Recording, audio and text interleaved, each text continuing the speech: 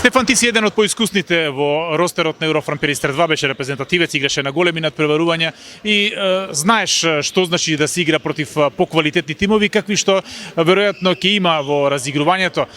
Што значи за најмладата екипа во плейофот, уште 14 надпревари од највисоко ниво? Пред се за нас е голем плюс ова што го постигнавме пласманот во плейофот, бидејќи ќе имаме утакмици кои ќе ни дозволат да растиме ние како играчи. Мислам, јас може сум еден од поискусните, меѓутоа има други деца кои за прв пат ќе играат во плейофот и мислам дека нив ќе му биде од големо значење за понатамошниот развој на нивната кариера. Игравте два пати против Металург, имаше неизвестни надпревари и против Бутел и против Тиквеш, пријателски надпревари одигравте и против Еврофран Перистер. Што значи и докаде е нивото на овој тим на Еврофран Перистер 2 наспроти најсилните екипи во лигата?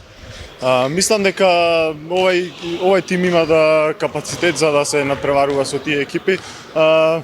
Мислам дека ние треба да работиме во подобрување на некои сегменти од нашата игра, со што би биле подобри, би биле уште поголем подобар противник за нив. За нас секако тоа представува задоволство и уживање за да се надпреваруваме со екипи кои навистина се можеби во како Вардар и како Еврофран Перистер кои се во врвот на европскиот ракомет, така да за нас е од големо значење.